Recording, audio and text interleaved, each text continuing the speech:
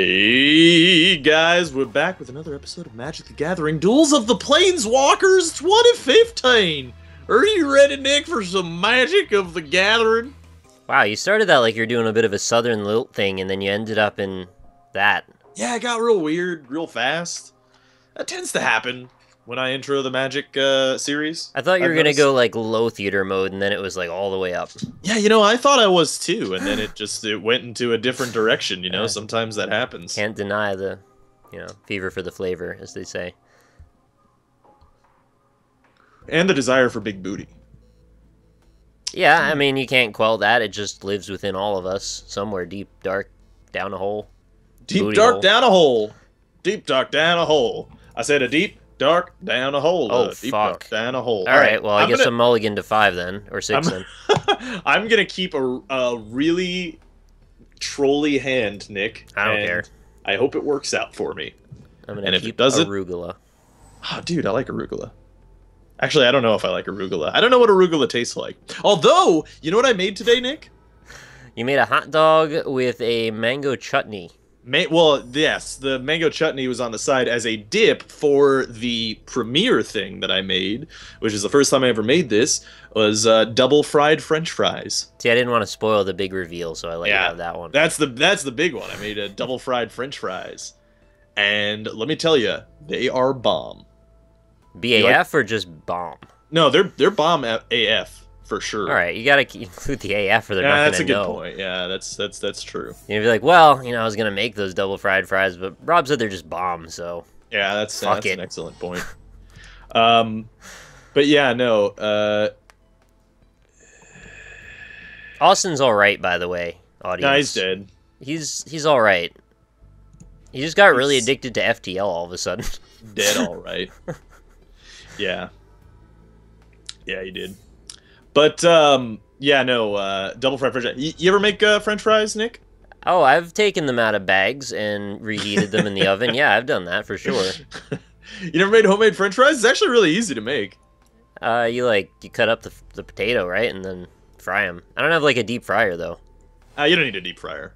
You just use a need pan and oil. Yeah, just pan and oil. It's, sputtering and stuff, spattering. I'm not into that so much. It's not that bad, actually. But, because the way that you're supposed to cook them is you're not actually supposed to, the heat's not supposed to be that high. Can I give you a quick rundown of how you double fry French fries? I mean, you can. I don't know. It's gonna do a lot for me as a I'm person. gonna do it. But do it, I guess. So you chop up your potato. First you clean it, obviously. Get the dirt off of that shit. Take out the eyes, if there's you any eyes. take out the potato eyes. Yeah, anyway, you chop up your potato into, like, whatever size fries you like. I like them particularly thin, personally. And then you suck on my dick. No, and then you put them in a bowl of water for like a half an hour. You can keep them in there for up to 8 hours if you want, but I don't. And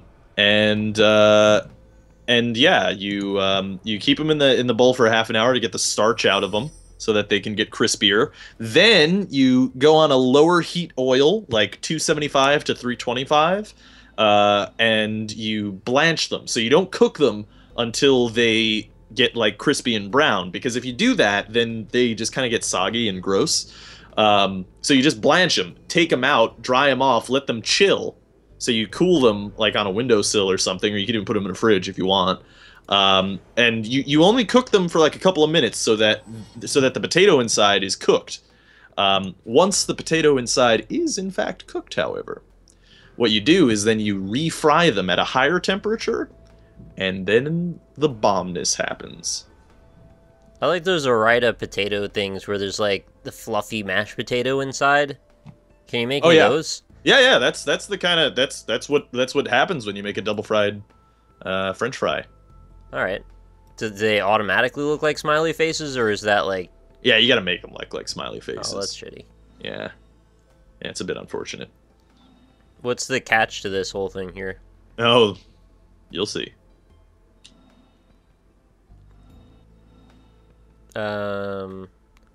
You don't have anything that I can tell that's gonna give you buffs, do you? I mean, I guess you're not gonna tell me, but I don't know.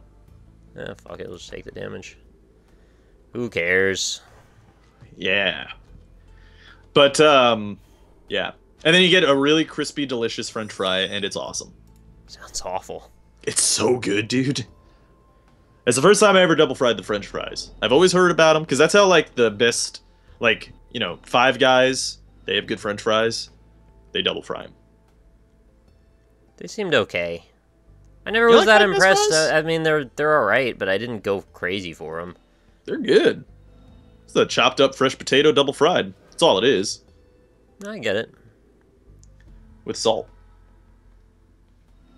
They give you a lot of fucking French fries though if you go to Five Guys. I just remember being super greasy. But I guess, I mean, you want that sometimes, but I don't know. Yeah. I wasn't in the right mood for that day. I don't know how much they drain them of the oil. I like to blot out the oil because I also don't like them very greasy. Personally. I just remember the bag was, like, kind of wet. Like, yeah. Just for presentation's sake, even if you want them greasy, you probably don't want the bag all greasy, at least. But yeah, maybe true that's that. just me being sensitive or something. I don't know. Yeah. No, I also, I don't like them too greasy, personally. I mean, you can't get me too badly here since I regenerate this guy anyway. Mm-hmm.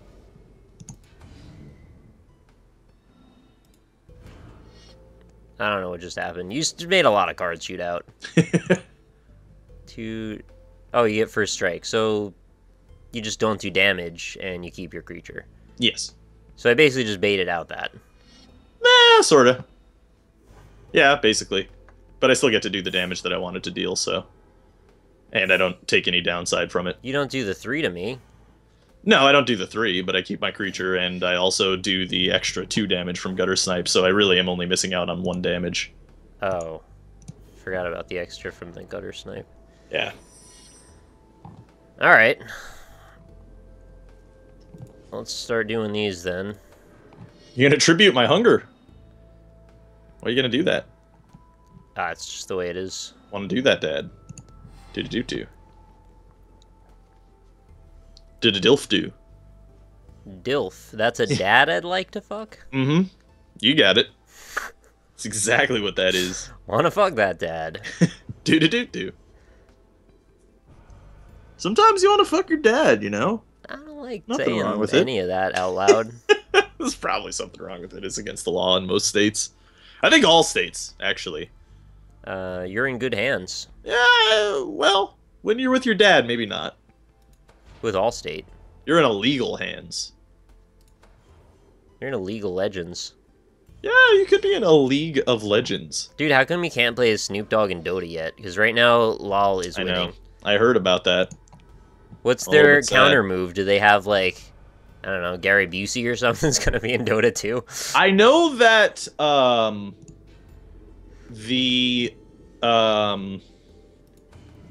that in... What am I doing?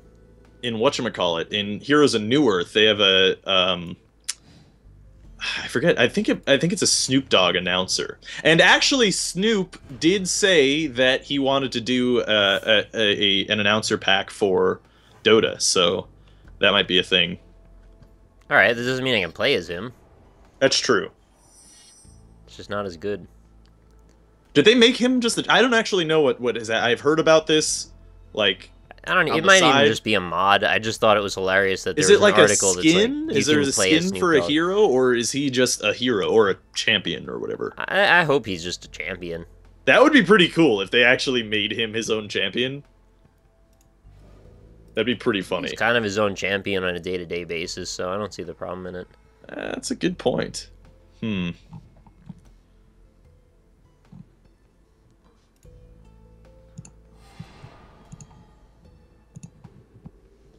Huh. Big surprise there, huh? Pretty weird do how what you that gotta all do. works. Yeah, it's definitely the best one that I could kill off, I guess. Wish it was at random. God. Yeah, that's a Hearthstone thing. Can't really do that with a tabletop card game. So, what do you think about the whole Steam charging possible money for people's mods? I don't think there's like a big... I know that people want to make it a big controversy. In my opinion, it's not really that big of a deal. Seems sensible to me. personally. All right, done. I know like people have this, like there's like I saw on r/Steam people are like, oh, there's a way to fucking monetize something, this is not how you do it, blah blah blah, and all this stuff. Is like, well, I mean, I don't know, I've played a lot of mods in my life, and a lot of them are really good, and a lot of them act as a resume for modders to go work at companies, and a lot of times that's worked out, and that's cool. And I don't see why it's such a bad thing for them to get paid for it. Did you know the split is actually only 25% to the modder? That's a little rough, though. That is rough, but it's like Nintendo levels. Well, I wonder what the split is to Steam, to Valve, and to the publisher. They didn't really say. The only controversy that I see is like, what are the companies going to be feeling about this? That's what their option whether or not they want to partake. You know, right. It's up to every individual publisher, down to the granularity of every individual game. Mm-hmm. So I don't know. It doesn't seem like that controversial for the most part. The only thing is just like, hey, like you're not going to make a lot of money doing this most likely, but used to be the case in a lot of things. Does that just straight up kill me? No. Oh. That's boring. Yeah. Oh, I wish I had a kill card, man. I'd be back in the game right now. Yeah. But, yeah, no, I don't know. It doesn't seem to be that big of a deal to me. Like, in a negative way. You know? Well, if the curation sucks, there's going to be a lot of people just exporting models from other places and putting them in the games and charging for them. Okay, here's the thing. That is an argument that I saw levied against it, and I understand that, and that's they can flag them too. Yeah, that's a possibility, and I totally see that happening. I'm sure it will. But in my opinion, the market is going to work itself out. Right? Like there was somebody showed on the Steam thing in the paid marketplace already. Somebody had like a mod that just had like a sword for yeah, it was Yasha. Yeah, but it was for like a $7 sword. Oh. And it's like, yeah, okay, that's shitty, but nobody's gonna buy that, right? So like that mod is going to be unsuccessful.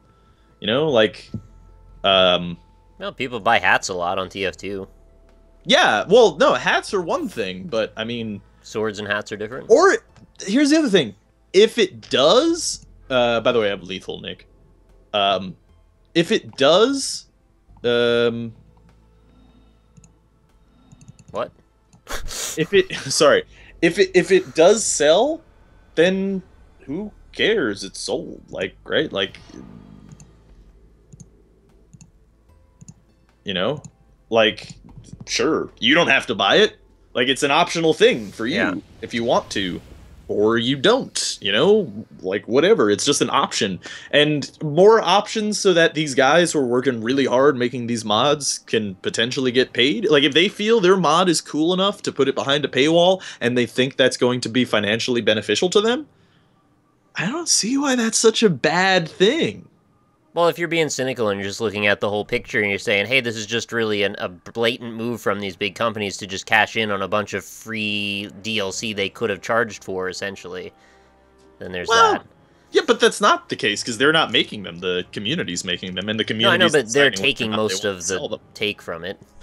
Well, yeah, I definitely don't like the split very much. But again, I don't know the split. I know the take from the modders, and I think that's too low. But at the same time, I don't know what the split is. Like, how much is going to the publisher of the game, how much is going to Valve, and stuff like that. Right. I think I agree with the argument that the modders are being paid too little in that case. Because I do. 25% is too low, considering they're doing the lion's share of the work. I mean, they're doing all of the work. Well... Outside of providing the tools for themselves, I suppose. That's what I was gonna say. Like the game companies themselves have to, one, allow for mod support in their game, allow for the Steam Workshop, in some cases fully support modding, like in a game like City Skylines, say. So like, you know, in that case they don't have to create the infrastructure for themselves. Yeah. But at the same time, though, you look at that and you'd have to consider the industry standards for things like that, right? You could look at something like, if it's going to be a paid thing for a mod to come out for a game, then you have to consider the industry standard against other game-making tools, like a Game Maker or a Construct or a Unity or a UDK, you know, and their splits are way better on those. Granted, I mean, it's probably a different experience making a mod than making it in one of those proprietary engines, but still, I mean, I think the split is a little low. Keeping in mind I'm basically just playing devil's advocate, I mostly don't think there's that much to talk about here other than just toy around with these various hypotheticals. Yeah. I don't know. People are really... And you know what? What I see a lot is the argument that's levied against is like, mods are meant to be free and stuff. Or like, mods have always been free, blah-de-blah-de-blah-de-blah. But we've never had like, this level of media till now, so... Right. There you go. And on top of that, like, why? Like, what? I don't... Well, because it was kind of weird for people to charge for stuff that you didn't have permission to sell the assets of. Right. But, I mean, if the game company is down for it, and the modder is down for it, whatever, right? Like, that's... Yeah. Why is that so bad that they have that option? If you really want to play the mod, then, you know, buy the mod if they're selling it. Like, people have this weird entitlement thing, like, oh, it's just a mod, I should get it for free. Right, Why? and it's not saying that all mods will be paid now, either. Yeah, like, there's still going to be free mods. Yeah, I doubt that they will. I think what's going to happen is there are going to be popular modders who people are going to trust, and then they're going to put some of their stuff behind paywalls. Now, because sorry, go ahead. Well, like you look at it like against something like a YouTube, right? Yeah. You still need a large audience to want to even play your mod or watch your video in the first place. That's where YouTube comes from, to direct people to those mods. Well, yeah, that too. But you know, like if you're just starting off on YouTube, you wouldn't. I mean, I don't think you should ever, but also you wouldn't immediately go for like, well, I'm going to put my Let's Plays behind a paywall. You know what I mean? There'd probably be one person that's like, wait a minute, I got to see what's going on back there. Yeah, maybe. I'm gonna spend for this. This is going to be a good deal. Yeah, exactly. So I mean, like, I don't know. I don't see the huge controversy about it. To have gained slightly more goodwill, in my eyes, would have been to allow something that we were toying around with the idea for, like, a single subscriber channel kind of thing, where essentially you have, like, a Patreon that's built into Steam. So if you really like a creator, you could support them across all of the platforms they choose to do things on. That would be cool. I would like that on top of this, honestly, as well. Because, I mean... Like a deluxe, like get access to their whole portfolio for $10 or something like that. Yeah, maybe, yeah. I don't know. Like, I think it's... giving people who are creating things enough money so that they can, you know, put food in their face and live, and it's something that I derive enjoyment from, I really don't see the downside. But we would also be kind of predisposed to say that, considering our position in the world. Well, I mean, yes and no. It's a little hypocritical, no, not to. Well, I mean, it would be. Slightly. I mean, I think it really is a different thing between like a Let's Player and a mod maker. Yeah, I mean, I see a lot of parallels myself. But... There's a lot of parallels, but at the same time, they're fundamentally different. Like, Well, I'm aware they're two different things. Yeah. No, but I mean, like, in that the amount of work put in for, say, your average Let's Play is different from the development of a mod, which is just like the development of any other game. Look at a whole playlist of a Let's Play then versus one mod then, or something like that. I don't know. You could make something like that. Yeah. But I don't know. I don't. If you don't want to pay for the mod, don't pay for it. What happens when they release a broken game and there's like a $10 mod that makes the game work properly?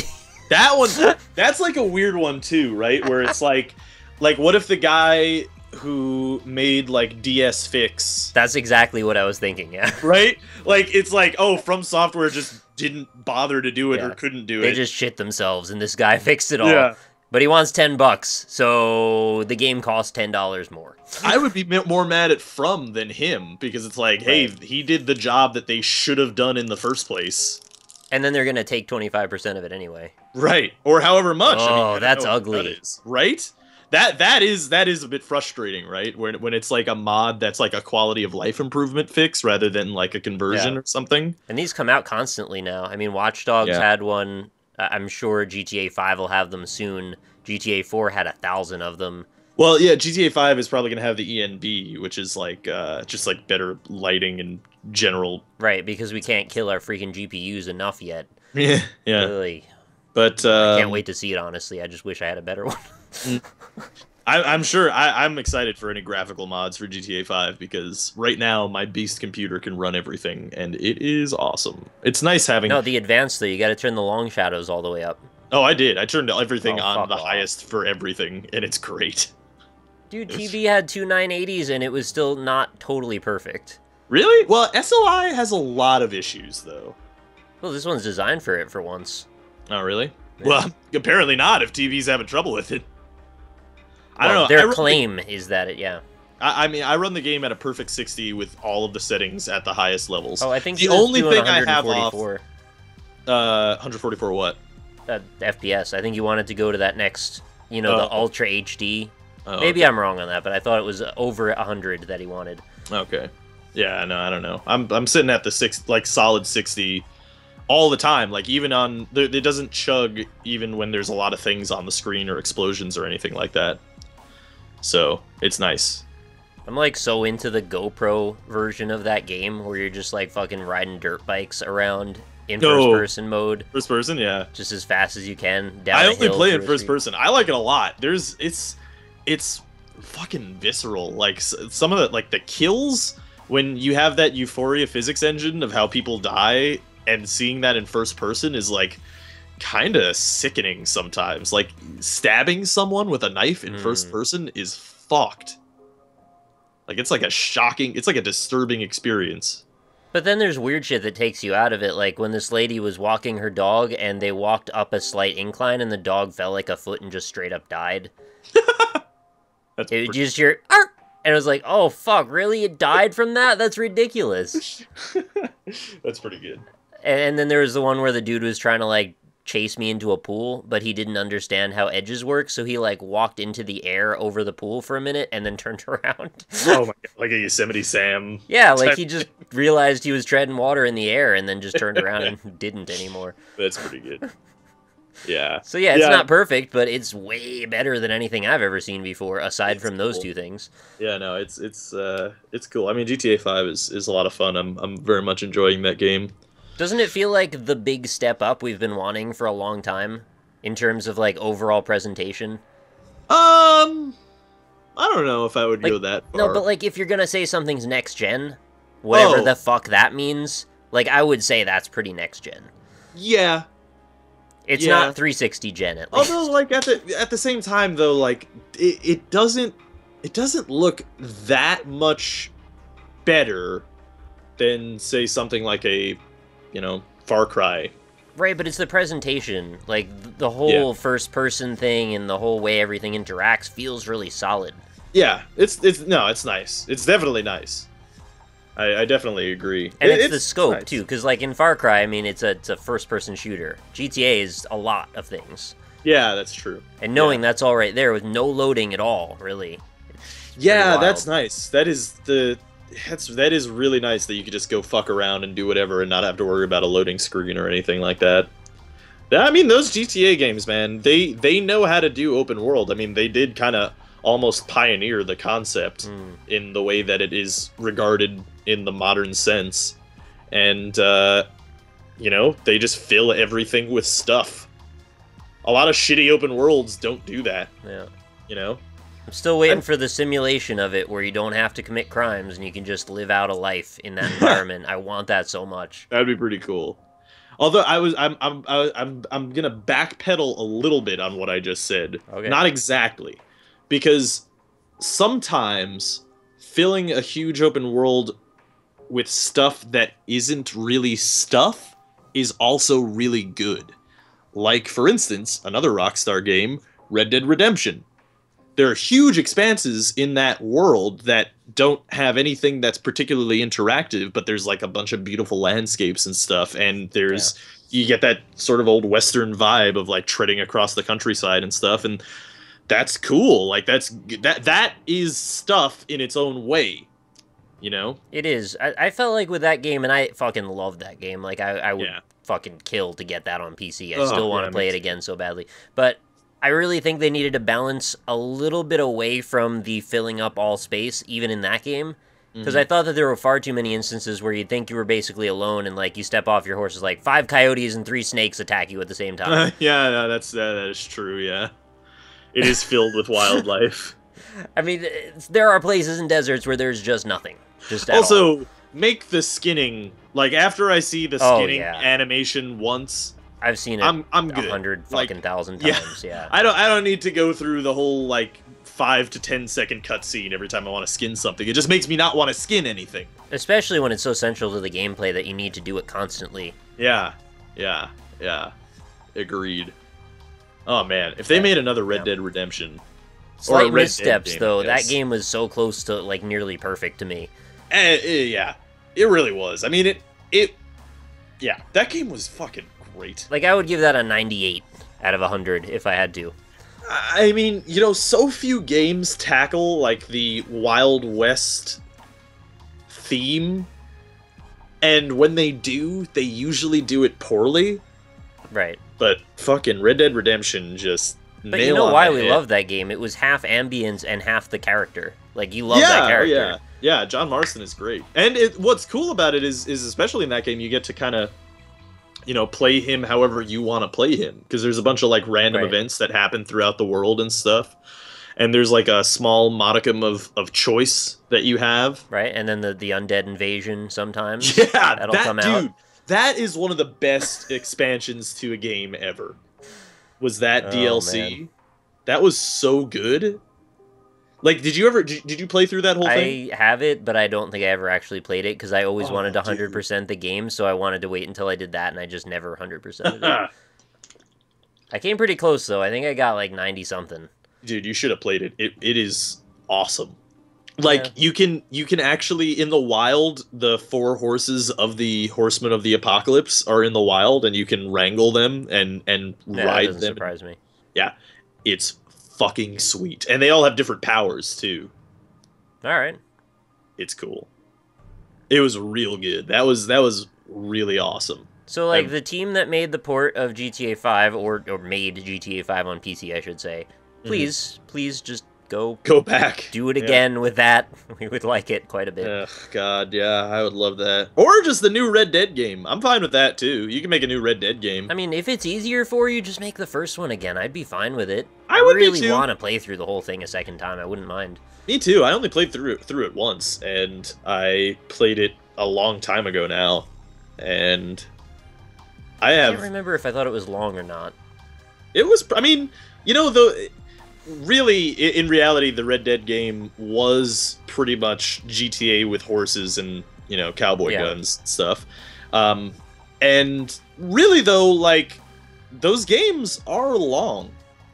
They like Well- they have RPG like lengths to. I say how that I long- wasn't sure because I got lost in the game. I just didn't know how much time had passed anymore. I was just Yeah. actually really immersed in the Well, whole that yeah, thing. that's the other thing, I guess, is that generally when you're trying to get from point A to point B, there's like 30 things on the way that you want to be like, oh, what the fuck? What does that Right. do? I'm gonna go see what that is, you know, or like an event happens, or like a random freak character or something appears. Oh yeah, and then of course the multiplayer was also really good in that too. So Mhm. the whole thing was like Yeah. solid purchase.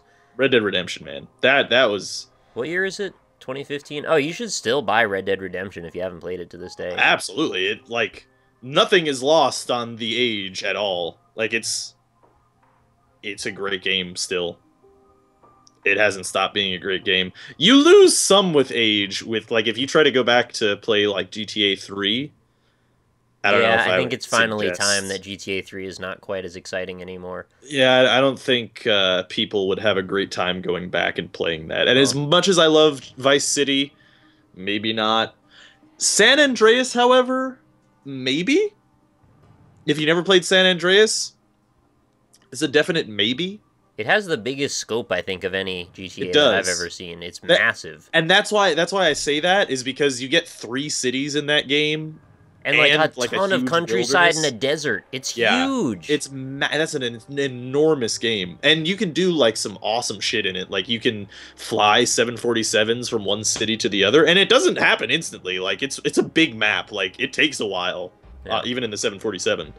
So it's yeah, that game is enormous and I mean, it's cool. I mean, older GTAs have all GTA has always had the problem of like the gameplay itself wasn't that great, Well, you most made of the your own time. fun and it was the idea, and Right. then they started giving you the tools to really embrace the fun you wanted to have. Yeah, yeah. I think the gameplay is pretty good in GTA now. It's Well, especially since there's so many things yeah. to When GTA 3 came out, it was kind of on the back of people going, man, I really love that game Driver on the PS1, and I really wish there were more games like that, only like you can get out of the car. And Right, they're like, right. fuck, here it is. We did it, and it's like Yeah. really solid, and there's even other shit to do when you get out of the car. Can you believe that? Yeah, yeah. And they did the whole day-night cycle thing, and the city felt kind of alive, and there was stuff going on everywhere. I'll never forget that was like a formative moment in gaming for me when I actually turned that on for the first time. And I just stood in the back lot near the first spawn point and just watched the sky change. Like, I've never seen this before. This is incredible. Yeah. And I don't think I'll ever forget that that was that incredible, even if the game looks like shit now. Which, It, it looked amazing at the time, but what do I know? yeah, Yeah. yeah. Yeah. Yeah, no, I remember seeing Link to the Past and seeing like the rain in the first scene Right. and being like, how can graphics get any better than this? There's no way. There's no way. Well, I don't even group those two things as, like, they're apples and oranges to me because, like, 2D sprite art really still looks fantastic. I mean, it holds up with age. Especially in Whereas that era. anything 3D Yeah. doesn't usually. Yeah, it really doesn't. Most of it looks garbage now. It's a pile of different things that you're dealing with. It's the poly count, it's the actual art applied to those models, and it's the animation on top of it. Because even if something looks, like, really nice, if it animates like shit, you're going to notice it right away. And I think when they ended in the 32-bit era of like sprite art, it was at the pinnacle of what you could do with sprite art. I think that looks like a lot of the stuff that came out around that time, like especially like something like A Link to the Past, which still looks beautiful. That was really good. And you can look back at that and you can still say, yeah, that looks fucking great. It still looks awesome. And then you kind of have like rose-colored goggles on when you're looking at like 8-bit stuff. Like I have nostalgia looking at that stuff, but it doesn't really look great. Well, what was the pinnacle of sprite art for you, though? You said the 32-bit era. Did you Yeah, have a like, game in mind? Link to the Past. Link to the Past, I think. Oh, that's looks... the 8-bit era. I'm sorry, the 16-bit No, that's era. not. I guess that's 16-bit. Yeah, I guess. 32 is PS1. Oh yeah, yeah. Because Yeah, I would say, like, the nicest shit that I've ever seen that's sprite art is stuff like Blaze Blue. Yeah. Just really high-res, striking art with fantastic animation. And then there's games like Odin Sphere on the PS2. Yeah. Really, really polished. Yeah. But Muramasa also. That's not so much sprite art though, right? Yeah, I mean, I guess it's animated. I mean in sort of like a yeah, I don't know. You mean like 16 by 16 boxes?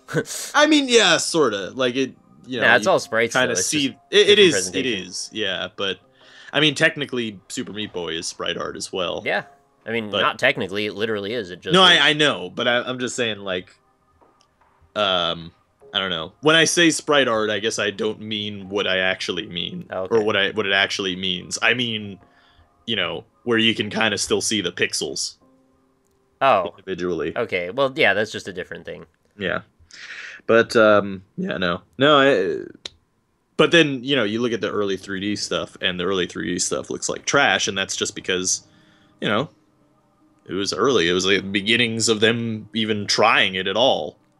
There's an interesting kind of balance for me where if you look at something like Final Fantasy VII, which is kind of a great touchstone for so many people because they all know what we're talking about here, it looks really abstract. Like the characters, when they're in the map walking around, the guy's arms are little twigs with a big box at the end, and it just looks really silly. And in some cases, you can use that as sort of like a characteristic level of an art style. Whereas in other cases, when you look back at it, you just go, wow, like, what were they doing back then? Like, couldn't they have come up with a way that made that look a little bit more elegant?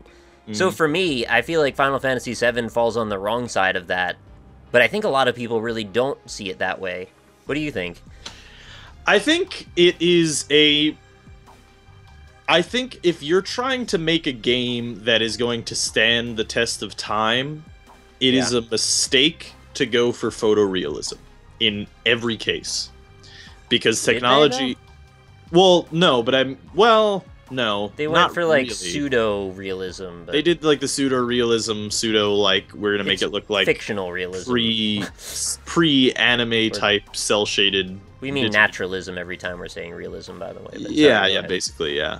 But in general, I think that if you want a game that's going to stand the test of time, photorealism is just a mistake. You just don't want to do that because it's going to look ugly in like 5 years. Whereas you look at something like Wind Waker, which is like super hyper, you know. Well, it's cel shaded. Yeah. They found their own motif for it. They found their own pattern of design there. That game is gonna look good forever. Like it still looks good, and it's gonna look good for all time. No, you're totally agreeing with everything I just said. I was just wondering, specifically with Final Fantasy VII, if you felt that was on one side or the other of that. I would say it's on the other. It's definitely doesn't look good. Right. And there's only so much you can do. I mean, I don't know. I don't know how much of this is nostalgia or not, but I still think something like a Super Mario 64 looks pretty good. Yeah, no, Mario they approached really kind of tastefully in a way. I mean, it looks blocky, but they kind of used the blocks in the right way. Yeah. Yeah, I think so too. I think it still looks pretty good. Like, I mean, yes, it looks dated, obviously. But they played to the strengths of the tools that they had at the time. Yeah. Whereas I think a lot of people kind of exceeded their boundaries when they wanted to set the limit for where they put their art style, and then it just looks bad very soon. Mm-hmm. Yeah. I think Ocarina of Time kind of treads that line as well. Because, again, I don't know how much of this is nostalgia. I think it looks pretty good, but then there are parts, because a lot of what Ocarina of Time did is they like didn't try to push the boundaries of the graphics by just putting like, you know, painted on images, like when you got into the Castle Town or the Temple of Time or something. Except it's like super low res, and you can see it now. Like it looks like a really low res image. You're talking about the transitions between pre-rendered and actual dynamic scenes, right? Yeah. Well, yes, and also just like some of the areas. Like I don't know if you remember, but if you go into like Castle Town or like the Temple of Time, it's just like a painted image on a skybox essentially. Mm-hmm. And there's a little bit of it that's actually rendered, and then there's a pre-rendered photograph planted against the wall. And it's low res, so it looks shitty. But they must have used all the geometry in like the ground areas around it or the surrounding buildings. Yeah, I don't know. I mean, I think it was mostly because they had a lot of characters moving around in the Castletown area. Also, I think it was partly because they probably, for the detail that they wanted to show in something like the Temple of Time, which was supposed to... they wanted a locked camera angle, so that you can view how big it is, you know, and they also wanted it to be very complex and detailed, and they probably couldn't really graphically achieve that without, you know, pre-rendering it, like taking a picture and plopping it against a wall. What was pre-rendered in the Temple of Time? I don't remember that part. Well, it's not in the Temple of Time. It's outside in the courtyard. So, like when when you're seeing the stuff in the background, you mean? Yeah. All right, sure. Sort of. Yeah, I'll buy that. Like when you walk into the courtyard around the Temple of Time, there's like the ground that you can all walk on, and then there's a fake wall with a picture of the Temple of Time. Okay. And like I said, it's low res, so it looks pretty shitty. But If there's I understand why they were trying to do that, and then at the same time, it was also sort of a thing of yeah. the early 3D era as well, where, you know, they didn't understand, like, cameras. People don't remember this because, or people who didn't grow up with that early 3D stuff weren't able to experience this, but cameras were one of the worst things in video games in the early 3D era. Like, and games tackled them in different ways. Some of them tried to let you control the camera, and that was all glitchy and weird. Sometimes they restricted your control, but gave you a little bit of control. Super Mario 64 is an example of that. And some of them would go full on, like, okay, you're operating in a 3D environment, but you're going to see the angles that we want you to see, like a Resident Evil. Well, you have to also keep in mind there was an era, well, PS1 existed before the control stick existed also. Right, yeah, that too. And that is rather important when we're talking about shit like this, because people forget you just had no buttons left to set up cameras. Yeah. All you could do was hit select and be like, oh, it got further away. Oh, it got closer. Oh, it's in my head now. All the walls have all broken. Like, yeah. That's honestly, that was one of the best things about Ocarina of Time in the early days of 3D. Well, the C buttons were actually just used for the all right. Well, I mean Mario 64. Mario did Mario did the C button stuff, but no, but with Legend of Zelda, in a like vast desolate landscape of shitty camera controls, Ocarina of Time had pretty fucking cool camera controls, because you targeted everything, and if you didn't target things, it just centered the camera, and then the camera was mostly dynamic, and it kind of followed you around even if you're not Z targeting to center the camera. So it was nice. It was really good in that day. Now it seems a bit archaic and unnecessary because you have that second control stick that you can, Well, if you think about it, it's still a little bit unintuitive on a controller to have to switch back and forth between the face buttons and the right analog stick. Yeah. I mean, ideally, you would want to have a position for your hand where you can reach all the buttons you need at all times and not have to quick change. I mean, I don't even think we think about it anymore. It's just become like an extension of our minds to just do that. But, mouse and keyboard is a little bit superior at times for that reason, that you don't have to keep changing positions. Oh, absolutely. Yeah, even in GTA, I still find that whenever I'm playing with the gamepad, there's a couple of situations where, like, I have to reach over with my left thumb to touch the camera control so that I can stick on the face buttons, or I have to, like, Dark Souls for me, or even Bloodborne. You're trying to run and change to see if something's behind you or next to you, and you got to keep, like, there's not enough fingers there. Yeah, exactly. Well, the Steam controller, and this is something that I don't understand why they didn't do this with the PS4 and the Xbox One. Mm-hmm. And it just seems like I thought about this before even the Steam controller came out and had this on there. Is you have like 2 to 3 fingers on each hand holding on to the back of the controller. Those can all be used for buttons. Yeah, but you also don't want to have too many buttons either. I don't know, man. I don't mind having it. Like, I'm holding a gamepad right now, and I have a couple of gripping fingers that could totally just be used for. I mean, a lot of the times too. Like, I alternate with my. Most of the time, I alternate with my pointer finger among the trigger and RB, or on a PS1 or a PS controller, R1 or R2. And then I have my pretty dexterous middle fingers for use in the spot where, like, 2 obvious button placements could be, which would be pretty nice. Like, I would be totally into that. And the Steam controller has that, which is pretty cool. I'm pretty excited about that, honestly. I think we've converged on several ideas toward the best controller that could exist, but I still think maybe we haven't nailed the absolute perfect one yet. Yeah. I'm really happy with the 360 one. Like, I'd probably use that for years still, but I think there's still something out there that's slightly better. Yeah, they could definitely. It's weird though, right? Because I mean, it's been that last generation was 10 years, Right. So people just expect to play on a controller that looks and feels that way. So it would be hard to introduce something that is drastically new and different. But I yeah. don't think it needs to be drastically different. I think it just needs a little bit of a tweak, maybe. Yeah. Yeah, I don't know how you would do it. Like, what they did with the PS4 DualShock is, like, they added this touchpad in the center, which is completely unintuitive. It doesn't make any damn sense. Any game that uses it for gestures or to, like, tap it as it... Because they use it as basically, like, the start and select button now, based on where... Because there's also an option and a share button, but neither of those are start and select. So you tap this huge bar across the center of your whole controller, and then it's also, like, for selecting granular things with your finger, and it, like, where does your hand do that? You don't have enough space to reach your palm across the front of all the buttons to really have a good range of motion across that pad.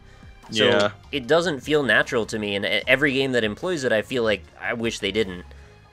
I also find it very odd that the R2 and the L2 triggers don't have anything behind them, so when you put down the controller, like on your knee or your leg or something, it often just gets pressed. Which, I've seen that with that controller. I don't know why they did that. Just to differentiate themselves, honestly, is what I think. Like, it feels good to pull the trigger, but at the same time, I'd rather not have it feel that way and not have it accidentally be pressed ever.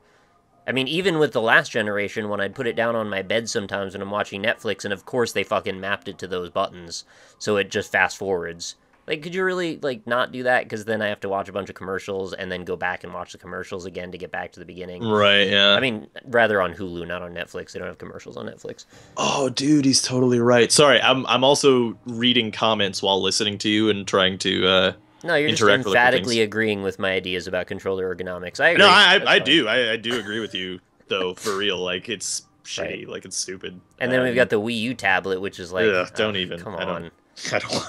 What are we doing? It feels so, like, flimsy.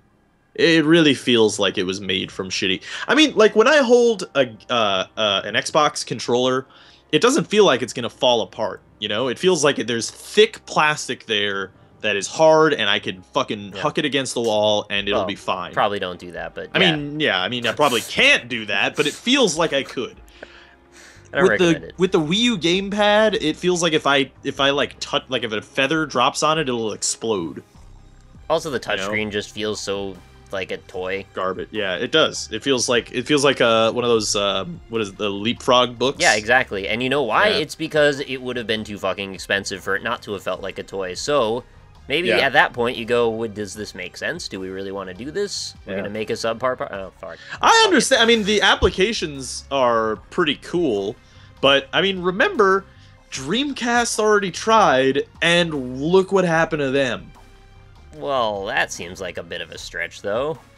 I don't know, man. You're gonna link the 2-button with the little tiny 16-pixel screen, I don't know, 32-pixel screen? I mean, Dreamcast did it way before Nintendo did, and it's the same basic concept. I mean, they couldn't achieve it with the technology at the time, but it was the same basic idea.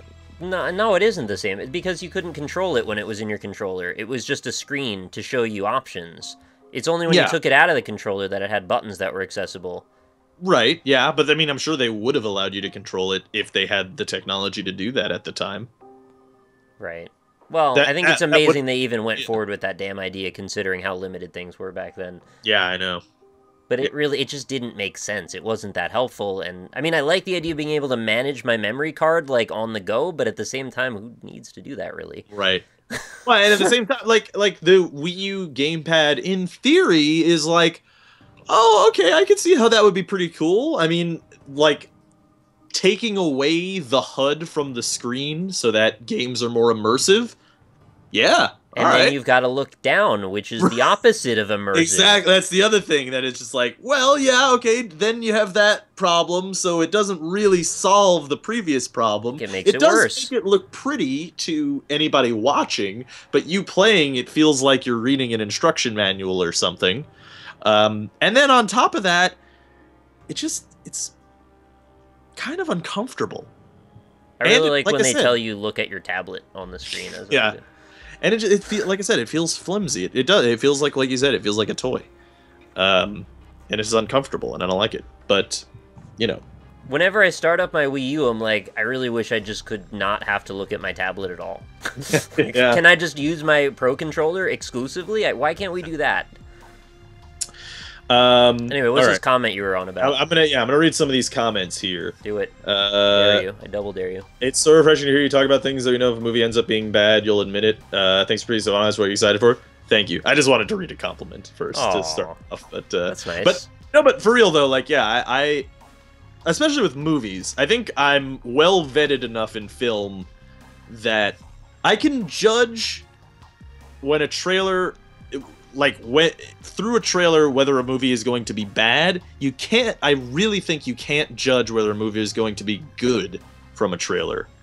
Because you can have a shitty trailer and a great movie. That's happened. There's actually several precedents for that. Some random ass guy could have made that trailer that had very little to do with the development of that movie. Yeah, no, exactly, totally. That actually is true. A lot of times movie studios they outsource that, like, to companies that just make trailers. That movie The Judge that came out recently had like 4 different trailers, and all of them portrayed the movie in a completely different light. Like, it was a different genre. Yeah.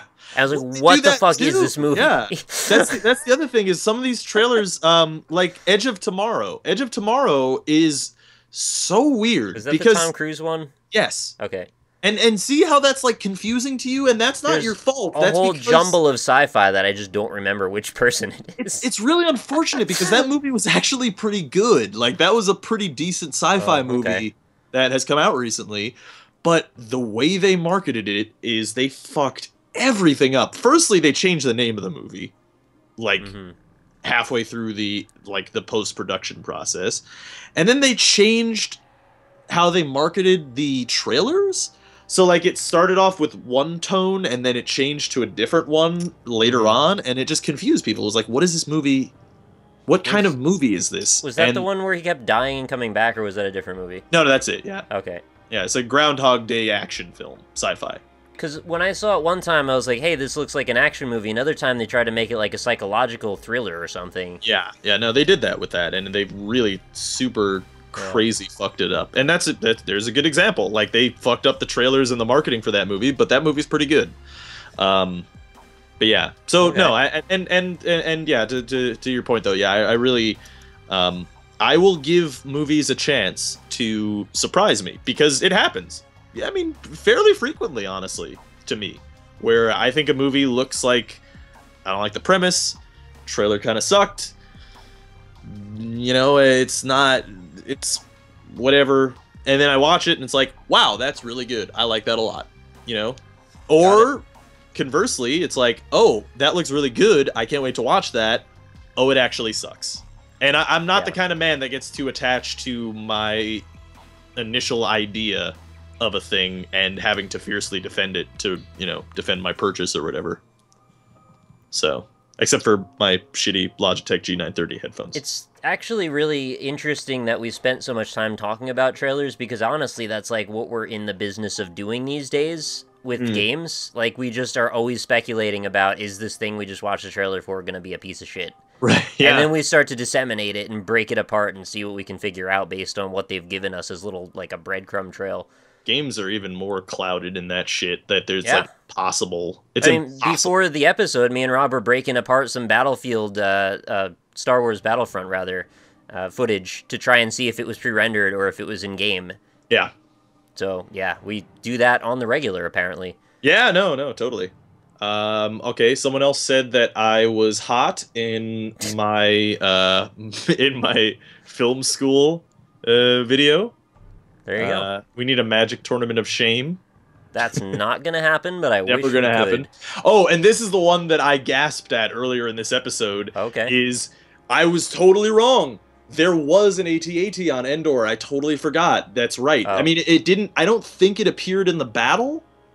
Or I could be wrong about that too. I haven't watched Return of the Jedi in like 2 or 3 years. But I don't think it appeared in the battle, but it did show up at the beginning. And I think they might blow it up with like a guerrilla attack or something. There you go.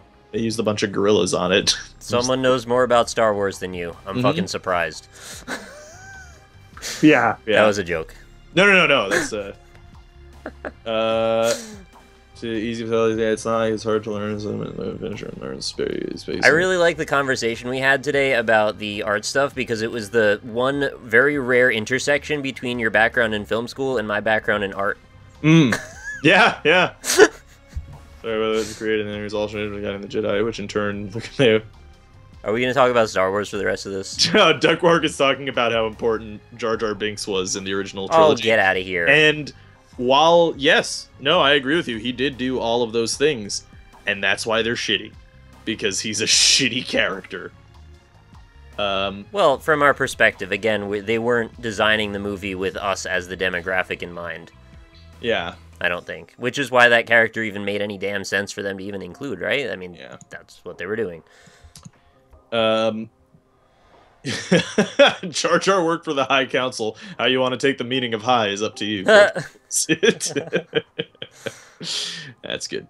But, okay, Archon Zach makes a good point. Do you really think that the lightsaber fights aren't going to be over the top in the new movie? No, you're right, they probably are. But I hope that they're not super ridiculous. Like, in the new trilogy, they were just too ridiculous. And I really hope that they're not so super duper ridiculous. What if the whole premise behind this new movie is to kind of, like, tease you for the whole thing? Like, they never really go full on. They always use restraint. No? No, because it's... One, I doubt if it was that kind of project, J.J. Abrams wouldn't do it. I don't think. Oh. That would be interesting, though. I would like to see how people reacted if that was what happened, although I agree, I don't think it'll happen. Yeah. No, I mean, the Star Wars movies have always been, like, a self-contained story with, like, an open-ended ending, like, oh, you know, some shit could happen, you know? Like a Doctor Who episode, yep. Yeah, basically. So, but, yeah, I don't think they're gonna, like, super cliffhanger mode your shit, like, does John Boyega die? Find out next year! That's not at all what I meant. I was saying, like, what if they just barely use lightsabers at all for the whole movie? I'd be okay with that. Because in the first... like, one scene or something. In A New Hope, they don't... Like, Luke barely uses the lightsaber. Yeah. In fact, there's only one lightsaber battle, if I'm not mistaken. I mean, like, a full-on, like, lightsaber versus lightsaber, and it's just Ben Kenobi versus Darth Vader. Yeah. And that is super, like... That's just him... They're, like, swinging at each other. But you know what that does, right? Flips or anything. Like, psychologically, that puts them on a pedestal that we've long since removed. It says this is like a higher echelon, and you only get to see this when we're in a really impactful moment. No, that's... You know what, Nick? That's the thing, too, is in the original movies, all of the battles that happened, the lightsaber battles, were symbolic of something. Like, symbolic of a plot shift or a new direction or something like that. But I'm agreeing exactly with that. No, I know. That's I'm okay. expanding on your point. Okay. And in the new trilogy, they just threw in, like, oh, yeah, and it would be cool if, you know, they fucked some shit up with some lightsabers Exactly. here. You know, and it's like, it loses the impact.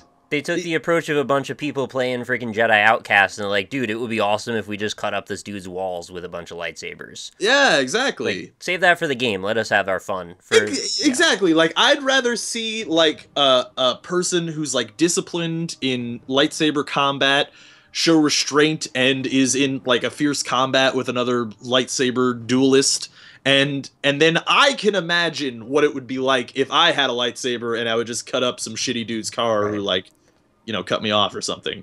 You know, I don't need to see all the things that a lightsaber can do to it.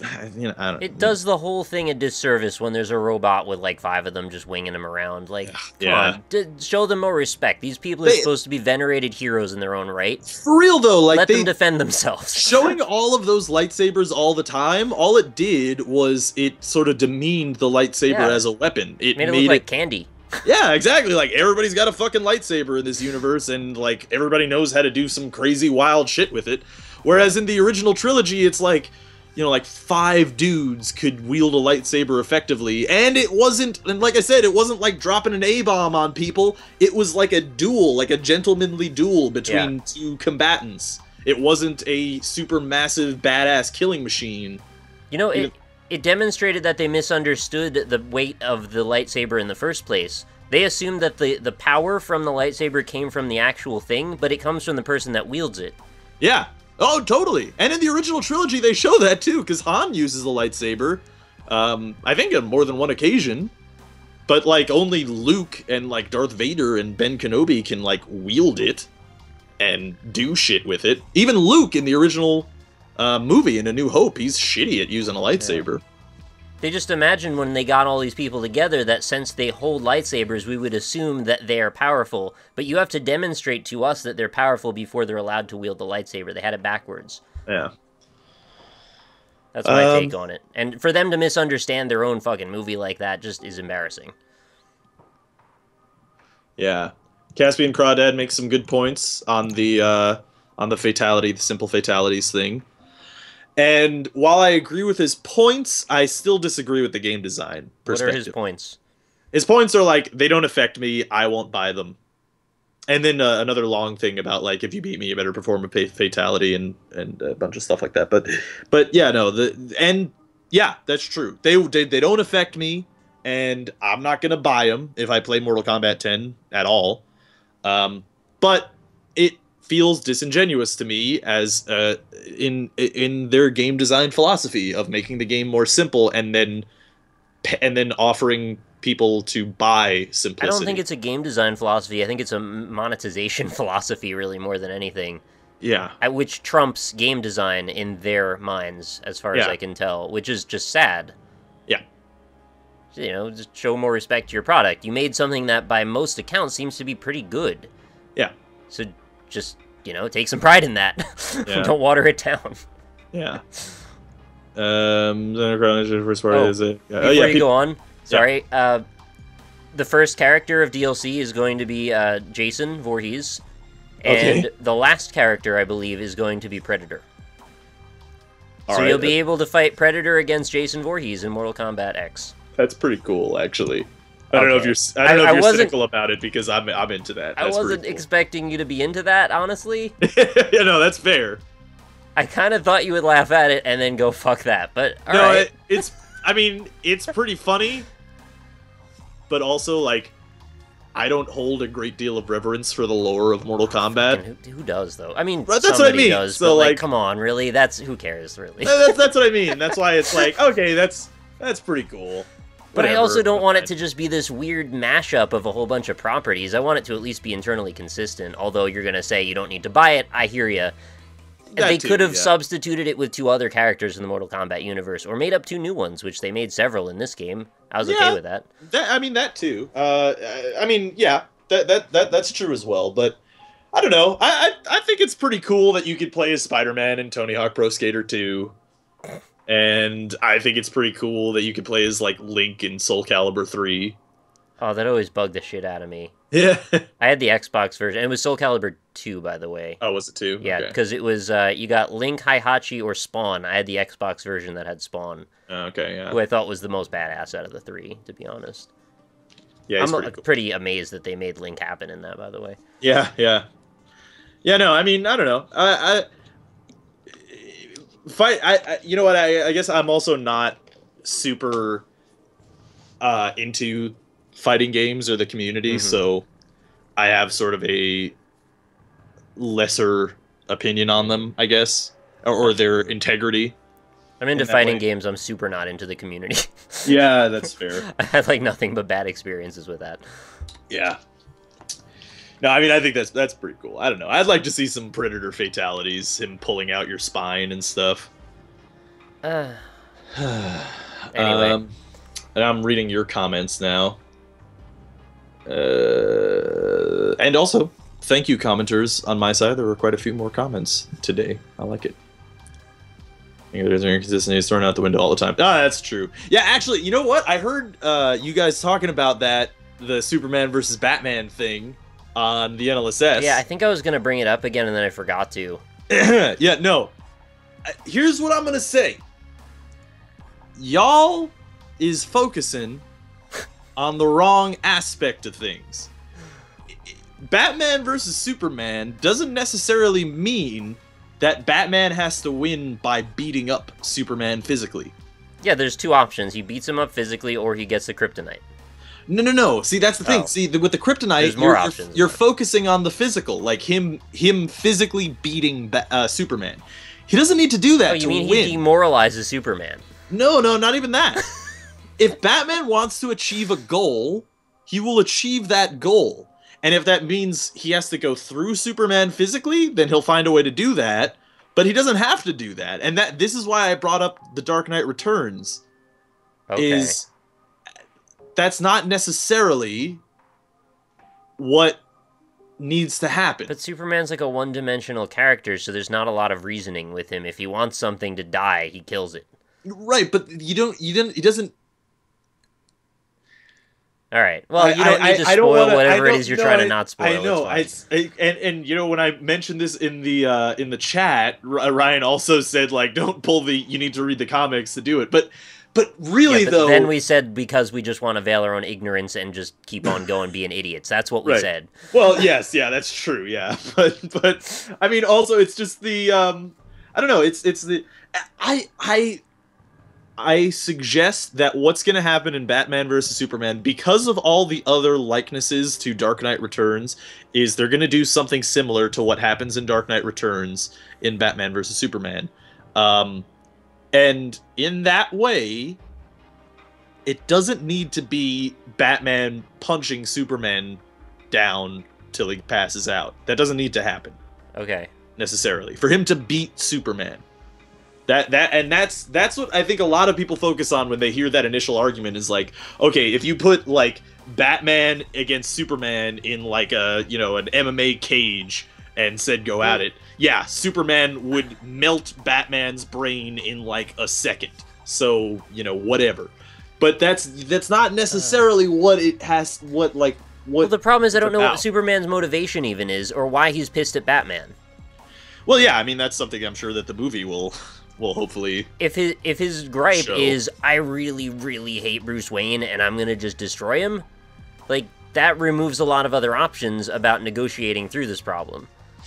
Well, in a lot of cases in which Batman and Superman face off, it tends to be like a philosophical difference of opinion. All right, one loves the Platonic version, the other loves the Aristotelian version. Who cares? Well, I don't know. That's pretty interesting. I think it's like two philosophers going at it, except they're using fists and, you know, giant flying jets and stuff. Yeah, you know, instead of like words in a series of magazine philosophers articles. Going at it. Yeah, just having sex, just sexing each other. I'm sure there's a lot of that in fan fiction. Or like in real life, probably. More like Star Snorers, am I right? I disagree, Unalda also. Yeah, I'm with it. But only for you, because they would comments. Okay, I'll go watch Star Wars with you, Rob. Thank you, Cody. You know, I'll make some new decks just for a few people. Yeah, all right. Yeah, I might make a new deck. There are a lot of cards. I don't ever want to make a new deck, but I might. Yeah. Pikmin is a more creative gameplay concept. Splatoon is... Oh, this is real long. So much the game I think it's more creative than you're giving it credit for. No, I agree. I agree with you, Jimothy Cool. I mean, I've just skimmed over what you said. But I think Splatoon's a creative take. It's a Nintendo take on the first-person shooter team deathmatch game mode. You know? I don't know why you have to double back on that. I mean, we kind of... I'm not really doubling back. I mean, I agree. It's a creative take on it. It's a Nintendo take on it, but it doesn't... But I still contend that it doesn't excite me because it's like it's a game mode that I already played. And I don't know, it's just... I can't be excited by Nintendo making the appropriate business move for them to continue existing. That doesn't do it for me. You guys need to freaking lift up the bar a little bit. It's like when Plants vs. Zombies Garden Warfare, the first trailer came out, and you were like, oh, why does this exist? No, when I heard about that, I was like, oh, that's fun. That's a really good they put a lot of work into that. That looks that's a pretty funny April Fool's joke. Yeah, that's the one. It's November. Yeah, what happened there? What are they? Why? And it's the same kind of thing. It's like, well, whatever, I guess. Well, I mean, Plants vs. Zombies has like what? Like why? Like it's a very... I should go on to say most people that have played that game have actually generally enjoyed it, but... I'm sure it's fun! You know, you gotta be into it, I guess. It's just weird. It's like, why do It's that? like such a serious thing to do for such a not serious thing. Yeah, it's weird, man. It's very weird. I'm sure it's fun. Although I heard that there was a lot of netcode issues with that Hmm. game. So Also, I don't think Rob means to equate Splatoon with a joke. yeah, no, I don't. I don't mean it. It's just it's still like yeah, it looks creative. It looks somewhat interesting. It looks like something that maybe I would play in passing. Am I gonna run out to the midnight release for it? No. Am I gonna really love seeing new trailers on the Nintendo Direct for Splatoon? Nah, not really. Yeah. I just I don't. It seems fine. Um, I wonder if people even think about this, but we get kind of jaded to stuff based on like pre-release trailers and press info that goes out. And I'm not saying this is going to apply necessarily to Nintendo in this case, because they don't send me shit. But yeah, in general, there's some games that like I'm already like not interested in them because I've seen so much of it just from what's shown up in my inbox. I feel like this would be one of those things if it did show up in my inbox. yeah. Oh yeah, the here Dark Inertia actually has a long comment about what I just clarified with the Batman versus Superman Oh thing. god. You don't have to focus on the physical Batman punching Superman. That doesn't necessarily need to happen for Batman to win. All right, Superman's real dumb, Batman's real smart. Superman's real strong, Batman's less strong. Yeah. There you go. I mean, that's the basic idea between the things. It's him trying to cleverly outsmart a god. It's basically I don't think he can. it's basically man versus god. That's what Batman versus Superman is. Because God Superman can see is a through god. buildings and freeze him to death from a million miles away. It's just silly to me. I'm sorry, I can't. But stop he it. doesn't need to do that. I don't know, man. It's like What does Superman want? it's Frank Underwood up against, like I don't watch Mad Men. no, I don't that's watch House of Cards. I don't watch either one of those. Dude, you should watch House of Cards. It's really good. Okay.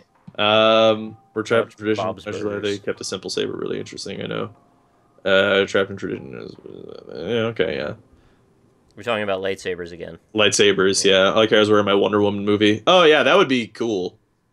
Um, yeah, everybody needs to reboot. No, I totally agree with you, Dead Serenity. Um, and I probably agree with you on the reasoning for there not being. Well, I do and don't agree with you on the reasoning on why is like studios are afraid of selling a strong female lead to a primarily male demographic, which is like the superhero movies and stuff. I hate that shit. I'm So dumb. sure that's part of it. Don't get me wrong. It's the same fear of risk shit that we talk about Right. all the time. I think that's mostly what it is. It's the fear of risk on a strong female lead. Totally, I agree with you. And then, but on top of that, it's also like Wonder Woman doesn't have as focused a following as something like Batman or Superman does, and that's part of it too. Although I will say that DC is branching out. But at the same time, your point as to why they didn't do it, kind of like my argument also falls to pieces because they made that shitty Green Lantern movie with Ryan Reynolds, and it's like, who gives a shit about Green Lantern Test anyway? marketing. Like, I think ultimately, if they had their ability to, they would just make a superhero movie about every superhero they could get their hands on. Yeah, Because people go to see them, mostly always. yeah. Yeah, but I mean, she or he is bringing up the point. Either I don't know, but is bringing up the point that like, why not make a Wonder Woman, like a solo movie about Wonder Woman? No, I know, but I think the thing is they're moving in that direction, but there's just ones they know are more profitable, so why would they waste money marketing one that they don't know when there's ones they do know? That's that's what I just said though, is that like, why then, if that is the case, which I agree with, I think is the case, why the fuck did they make a Green Lantern movie? Because who gives a shit about Green Lantern? They must have had some demographic information that said maybe we can make this guy trendy, maybe we can make him hip. Yeah, maybe. You know, like that email I sent you, the thing that you found that was on Reddit that I then sent you on Twitter that you knew already. It was like this email between some movie executive and someone else saying like, oh, I saw these things in culture that would be really cool if we put into the new Spider-Man movie because he should be more relatable. Yeah. Like Snapchat and what were the other two? Do you remember either one of them? It was NBD, no big deal. Yeah, we want Spider-Man's social... lifestyle to be more like an NBD lifestyle because he's such a freaking badass anyway, right? Like if he just tweets no big deal after he fights a bad guy or something, I think that would really hit the teen demographic. Is exactly what I see in the movie industry, and it's just so annoying. Oh, and the game industry too. Yeah. It's like you live in the same world we do, right? Like, come on. No, totally. Yeah. It's like you're aliens looking at us living and trying to figure out what we do. Yeah. Yeah. NBD. Yeah, but I think a Wonder Woman movie would be cool. Apparently, someone said that it is actually being made, a solo movie with her, and it's coming out in 2017. 2017, big superhero movie. She's part of the big three of DC, right? Like those are the three most popular DC heroes. Is Superman, Wonder Woman, and Batman, right? And then I guess Green Lantern comes in a fourth, or maybe he beats out Wonder Woman. I don't know. But how many freaking superheroes have had movies now? Like the exhaustive list. I want to almost just like compile it. Well, DC, not so many. Marvel, a lot. But and Wonder Woman falls under the DC. That just started though, like in the late '90s, right? Like they just started pumping them out one after another, with no end in sight. Actually, the trend for superhero movies kind of started. I mean, live action ones though. Yeah, in like I think it's the late '70s, early '80s with the Superman franchise, the original Superman trilogy. I know that, but I mean like the real obsession, like the modern version of it, where it's like this is for the kids. Oh well, yeah, that was. You know what I mean, like the kind of trashy ones. Yeah, that's the '90s. Well, and also to a lesser degree, even in the Superman trilogy, the original ones, because there's actually a whole history with the second Superman movie, which actually is a very good movie if you look past all of the shitty aspects of it, like. Well, and that's a stupid thing to say. Like, without all the shitty yeah, shit, it's real good. It's a good movie. All the good. If you just look at the good stuff, it's good. But what I mean is, so they had a director for forgivable sins. Well, not exactly. They had a director for the first one, and it was really good.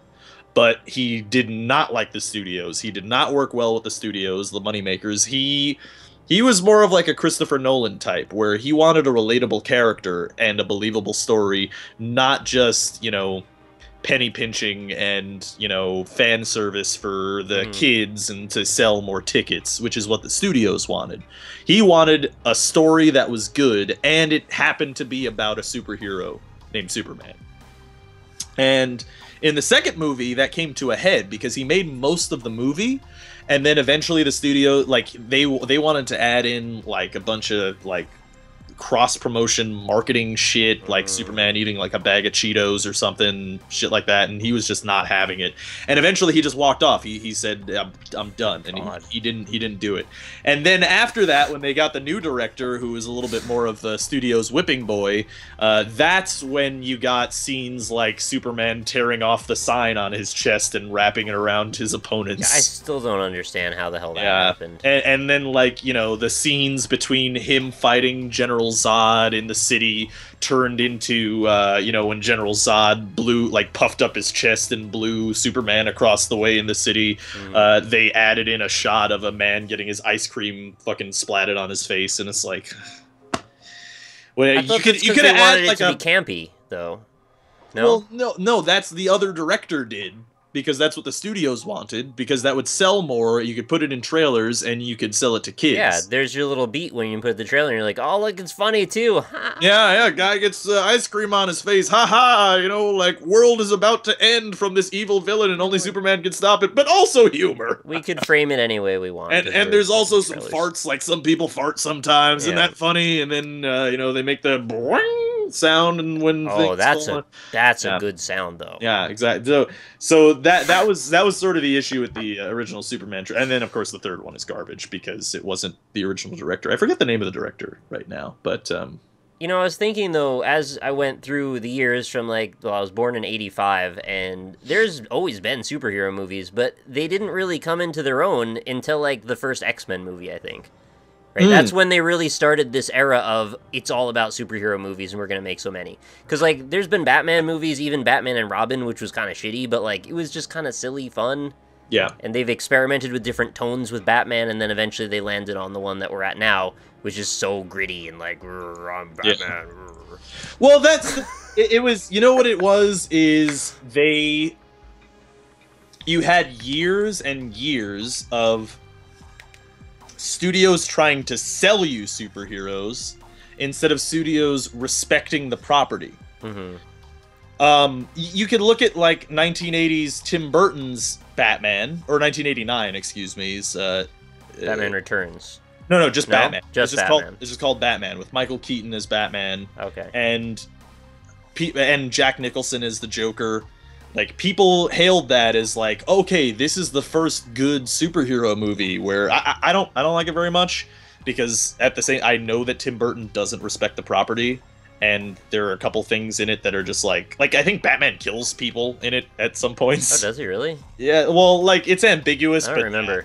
There's like a couple of them where he like throws them out of a moving car, moving at like 90 miles an hour. Dude. It's like, well, all right, that guy's fucking dead. Like, there's no way that guy's not dead. Like, throws him into a bottomless pit, and it's like, I feel like Batman wouldn't do that. But anyway, I do think it had nice cinematography though, if I remember that at least. Well, see what happened. Okay, I need to corral myself, because this could lead to a very long discussion of comic book history. Maybe let's not do that then. Yeah, I will try to stray away. But Tim Burton's Batman was largely inspired by the 80s reboot of Batman, to where the character, what the character was initially supposed to be. In the 80s, you had writers like Frank Miller coming in, or Alan Moore coming in, and writing Batman how they grew up reading Batman. Not in the golden age of comics, but in the silver age, where Batman was still like this, dark, brooding vigilante who did what was right, whether or not it was legal. And then you had the Silver Age, and then you had the Golden Age, and then there were all these weird, loopy, stupid characters that they added in, like the Riddler. Like, oh, I tell riddles before I do my crimes. It's like, oh, whatever. It's fucking gimmicky. I thought that's the way it was meant to be received. Like, I thought they wanted it to be a kind of a campy thing, like, so it was easy to adapt into cartoons. Well, they did in the Golden Age of comics. When that happened, that like that was, TV show that was fucking ridiculous. Yes, they tried to make Batman the same as Superman, like as a kids-friendly, like Mickey Mouse. Yeah, like that dude sells you breakfast cereal because he knows what's up. Yeah, exactly. But in the 80s, they went back to what Batman actually was, and they did reimaginings of those shitty, gimmicky supervillains and turned them into villains that were actually pretty interesting. So the 90s was the cooling off period where they're like, we really want to do something dark, but we can't quite get over all that shit that just happened. Yeah, it started with Tim Burton's Batman, where even though it was theatrical and crazy, the cinematography was really interesting, and the sets were really interesting because they were indeed inspired by that 80s reboot with like the really gothic architecture of I remember the architecture. It sticks with me even now. Yeah, it looks great. I mean, it looks really cool. It's like really stark, and it's awesome. It's really cool looking, and all of that, and even just the darkness and just the filming. And the lighting of that movie. Contrast that would be like a freaking comic book. That makes sense. Right, exactly. So, and that was one of the first movies that, like, people were like, okay, comic book movies are pretty cool. And then they forgot, it seemed, like, right after that. Then they tried to like, oh, Batman sold! That means everybody's into it. You know what? Let's forget all that cool shit that Tim Burton did. And the reason that it sold well, and let's go back to the shitty way that wasn't selling and just sell it to kids. And they did that, and it was garbage. And you had all those really awful comic book movies, like Batman movies, that were just... People really chase that kid dollar. They know that's where the big money is. It's a huge demographic. I mean, because like it's not just the kids, because they're not the ones buying the tickets. It's the parents bringing the whole families. So Yeah, to get the kids in involves more people, so right there. Yeah. So they did that, and there's all the shitty Batman, and then it felt like for years like, okay, yeah, superhero movies are never going to be good. They're all awful and terrible. But then, X-Men rolls around, the original one, and it's like, okay, that's pretty cool. They took him out of the spandex, took away some of the like more ridiculous aspects, and made it more about a story of believable characters. And definitely X-Men are the place to go, because X-Men has always been the place for like believable characters and real world struggles translated into like a science fiction-y dystopian society. And so like X-Men was pretty cool. And then I think the one that really tipped it over though was Spider-Man. Yeah, Sam Raimi's Spider-Man, because that was, I mean, Brent Ratner's, or was it Ratner or Singer who did the original X-Men? I'm not sure, but that one definitely respected the property. But Sam Raimi's Spider-Man, like, you could tell that he grew up with Spider-Man, he loved Spider-Man, he wanted to make a good Spider-Man movie. And he did. I mean, that first Spider-Man movie was a good movie. And the second movie was even better. I think that was a better film. Dude, because I don't remember shit about the first X-Men movie at all. Do you? Yeah, no. There's a couple like of anything. Well, there's the whole climax of the movie is Wolverine is being fucked up by Magneto, and Magneto is trying to use the Statue of Liberty. Oh, yeah. New York. Okay. Yeah. And I've seen this like 3 times, and I don't remember it ever. Yeah. They actually created a character that later was translated into comics into a pretty cool villain. Was the Asian Wolverine lady? Oh. The lady Wolverine, Asian lady. She also has an adamantium skeleton healing factor. Are you sure she didn't exist? Because like there was a lot of X-Men. Oh. Yeah. No, that was the one that I would say if I liked any superhero properties, I liked the X-Men growing up. That was the one that I could relate to more. So which is why it's even more sad that I couldn't remember the movie at all, considering I knew about all the characters involved before I watched the movie. I think it also helps that Hugh Jackman is like the perfect Wolverine. Right, and then I start to wonder, does this whole property only exist because Hugh Jackman exists? Yeah. Maybe. And then I start to think it might all fall apart. No, I think that whole series is cast incredibly well apart from one person. Professor X. And it's not... No, Professor X is great. I think Jean-Luc Picard did a great job as Charles Xavier. What? I didn't get into him as a character. I thought he was kind of, like, shallow. Yeah, well, I think he is also just a shallow character in general, but... I guess, you know what, they didn't come across with the mystery of Professor X as much as they should have in the movies. He was too warm and welcoming and, like, too friendly. I don't know. Okay. I agree with you on that front. But I mean, I think he's the only actor who could have portrayed him at the time. Oh, maybe. It just seemed a match made in heaven. I don't know shit about casting, so... But here, the one that is just... And it's not even this actress's fault. Was Halle Berry as Storm. Oh. Just garbage. Just garbage. Because Storm was like a fucking goddess. I know! In the comics and in like the animated show, she was a fucking badass. Like, she was like straight up from Africa. She had an African accent. She was a fucking god. Like, she controls the weather and causes hurricanes and tornadoes and shit. She was easily one of the most powerful X-Men. And in the movies, they made her like... like, afraid and, like, scared of things. Yeah, they used her as a plot device, which I kind of resent. Yeah, and it was like, man, why did you take away such a... Like, she even led the X-Men. Like, she was the team leader at many times. And, like, the character that they wrote for Halle Berry, there's no way that character could lead the X-Men. And that sucked. It was like, man, that is really... weird. And in fact, they also kind of depowered Rogue as well, because they made her a little girl. Did they fuck up Jean Grey too? They always fuck up Jean Grey. No, Jean Grey was pretty cool. They always make her out to be such a big character, but like I just wish they would talk about her less a little bit. Sometimes. Yeah, she's pretty boring. And they made the whole arc focus on her always. It's like I just don't want to talk about her so much. Rogue is a pretty interesting character, and they made her into a little girl, which was... I mean, I understand why, because they wanted a relatable teen character. But Rogue is also a badass like superheroine as well. Because like in the comics, you already meet Rogue when she has all of her powers, where she can fly, and she's like, you know, she basically has Wonder Woman's powers. She can fly, she's got super strength, she beat the shit out of people, and she has the power to suck out people's, you know, mutant abilities. So yeah, they kind of depowered the women in that series, actually. I kind of didn't want to have an X-Men where like they were all really learning what they're all about. Like, I know that's the best way to start a series, but I wanted them to be empowered in the first place, because it leads to escalating things. Yeah, most of them were. And also, I disagree with the idea that you have to start with an origin story on a superhero. I really don't think you need to. It seems like a template at this point, though. It is, and that's, I think, silly, because people get tired of origin stories. Especially when you do the same superhero's origin story, what, 3 times now?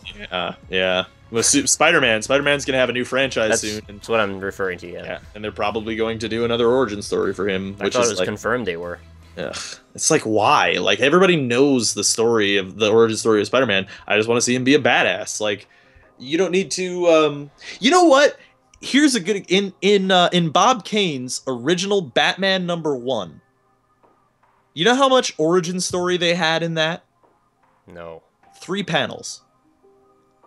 There was it's like a 30-page comic, 3 panels of origin story, and that happens like midway through the comic. Like the most of the first edition of the comic is just Batman walking around being a badass. You can expand on the origin later. It's the show and not tell thing, right? Like, it's sort of like why I love Super Metroid, because they don't go through exposition for 100 years. You just figure it out through context. Makes you feel smarter as the viewer. Yeah. I prefer that. Yeah. Yeah, no. Well, the good news is that Benedict Cumberbatch's portrayal of Doctor Strange, which I just felt the need to mention that Benedict Cumberbatch is in it because I am in love with that man. I didn't expect that I would like him, but now I do because I watched Sherlock. Exactly, right? I don't think I had any other option either. That's the thing, though, is like you watch Sherlock. I think people now, because he's so much more famous than just Sherlock, but like when you first see him in Sherlock for the first time, like that's how I experienced Benedict Cumberbatch, at least first. What's your first experience with Benedict Cumberbatch? No, but let me tell you. I remember my first Benedict Cumberbatch. He was like on The Daily Show or something, or like on some news interview, and I was like, I don't know why this guy is such a big deal. That's basically my first experience with him. And then you saw Sherlock. And then I saw Sherlock. Yeah. No, but that's the thing. Is like when they first showed Sherlock as a character in the show, and it was him. And I remember hearing that Sherlock was a good show, and that's why I watched it. And then they revealed that was him. And I was like, who's this fucking freaky alien-looking motherfucker? He really looks like an alien the first time you see him. He's so weird-looking. Like out of Men in Black, like the guy that pushes on his temples or something, and then like his forehead opens up and there's a little man inside. And now I don't think that anymore. No, not at all. I think he's actually rather handsome. He is kind of rather handsome, right? Right? Like, he cleans up very well. Is he seducing us right now? I think he is. I think Benedict Cumberbatch is getting into my pants. Benedict Cumberbatch, slow your roll, man. I know. No, but seriously, like, it's like, who the fuck is that? Guy's weird. And then you hear his voice, and it's like, oh, that's a good voice.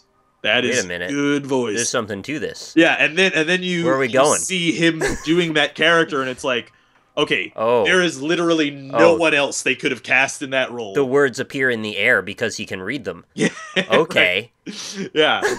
And it's like no, you know what? After a while, you're like, no one else could have done that. It's sort of like Robert Downey Jr. as Iron Man. Exactly. Right? Because I remember when they first announced that Robert Downey Jr. was going to play Tony Stark, and I had always loved Robert Downey Jr. I loved him in so many things, and it was like, and the most recent recollection that I had of him was in Kiss Kiss Bang Bang, which I think is actually a really awesome movie that I think not a lot of people know about. It was when he was beginning to, renew his career.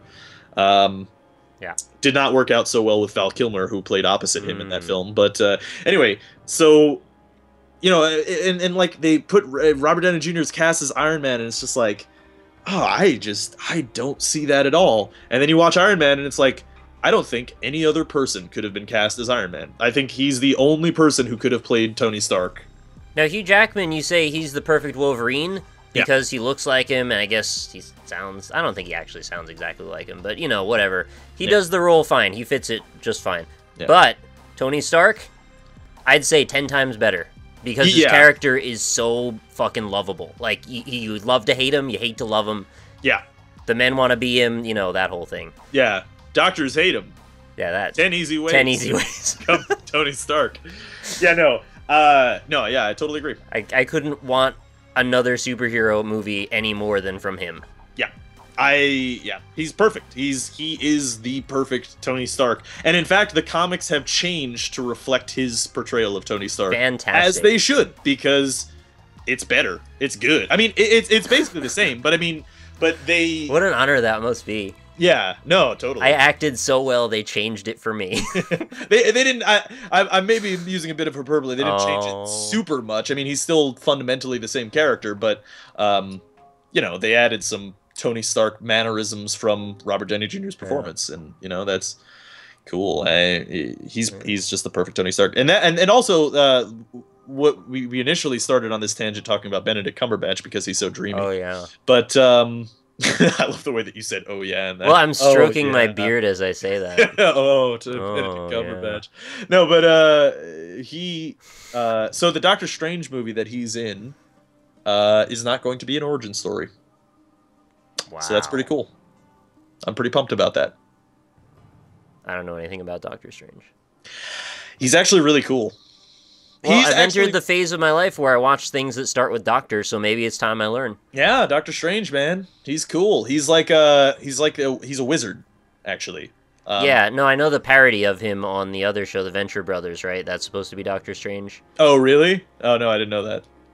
Yeah, I'm pretty sure it's supposed to be. Oh, that show's really good. I think you'd like it a lot. Yeah, I might want to watch that. It's a Johnny Quest parody, ultimately, but it's also got, like, some spy shit in there. You should watch it. Yeah, yeah. And then also Benedict Cumberbatch is playing Doctor Strange, which I think he can pull off really well because he's Benedict Cumberbatch. That character is old.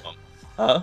I thought that character is supposed to be, like, real old, like 60s or something, or late 50s. No, not exactly. No. He does have white in his hair, but Benedict Cumberbatch is actually not super young, you know. He looks young. He does, but he's... Is he, like, 40 or something? I think he's 40-something, yeah. Huh. Oh, no, he's 38. So, but he's almost 40. That's almost exactly what I thought, then. Yeah. I would have said 37. 36. Yeah, all right, fair enough. Yeah. Still... God, those cheekbones, man. Yeah, where'd he buy those fuckers? I know, they're so strangely large. Alright, we should let the audience go so we can suck off Benedict Cumberbatch now. Somebody's got to do it. There's a lot of really millions of adoring fans aren't going to do it. You can look up Benedict Cumberbatch memes because there are some great ones where they alter his face and make him look even more like an alien. Oh. It's real good. Alright. Oh, also, he was brilliant in Enigma. Edward Nygma? Yeah, he played Edward Nygma. No, in Enigma, it's about Alan Turing, and Benedict Cumberbatch plays Turing. Gotcha. And he's really good. Yeah, and he told me to watch that one. Really good. Yeah, no, it's good. Watch it. So yeah, thanks for watching Magic, everybody. New episodes Mondays and Fridays. See you later. Bye.